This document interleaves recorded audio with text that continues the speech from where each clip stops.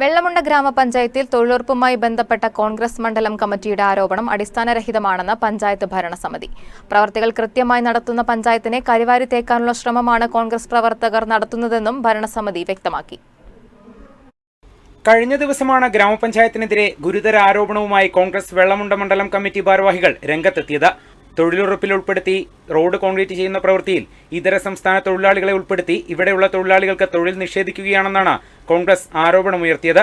യന്ത്രം ഉപയോഗിച്ചാണ് പ്രവൃത്തി നടത്തിയതെന്നാരോപിച്ചും കലക്ടർ അടക്കമുള്ളവർക്ക് പരാതി നൽകിയിരുന്നു.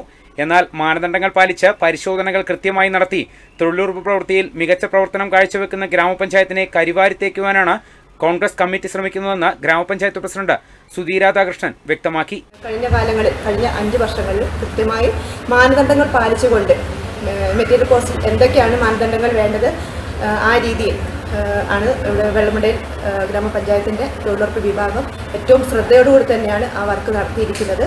കഴിഞ്ഞ ദിവസങ്ങളിൽ വന്ന ആരോപണങ്ങൾ വെള്ളമുണ്ട മണ്ഡലം കോൺഗ്രസ് കമ്മിറ്റിയുടെ ആരോപണങ്ങൾ തികച്ചും അടിസ്ഥാനരഹിതം തന്നെയാണ്. നാളിതുവരെയും കൃത്യമായ മോണിറ്ററിംഗ് സംവിധാനത്തിലൂടെയും ബ്ലോക്ക് പഞ്ചായത്തിൻ്റെയും അതുപോലെ തന്നെ ജില്ലയുടെയൊക്കെ മേൽനോട്ടത്തിൽ തന്നെ നടന്ന കൃത്യമായ മെറ്റീരിയൽ കോസ്റ്റ് വർക്കുകൾ തന്നെയാണ് വെള്ളമുണ്ട ഗ്രാമപഞ്ചായത്തിൽ നടന്നത്. ഇത്തരത്തിൽ വന്നൊരു ആരോപണം തികച്ചും അടിസ്ഥാനരഹിതമാണെന്ന് വെള്ളമുണ്ട ഗ്രാമപഞ്ചായത്ത് ഭരണസമിതി ഒന്നടങ്കം പറയുന്നു. വിജിത്, വയനാട് വിഷൻ, വെള്ളമുണ്ട.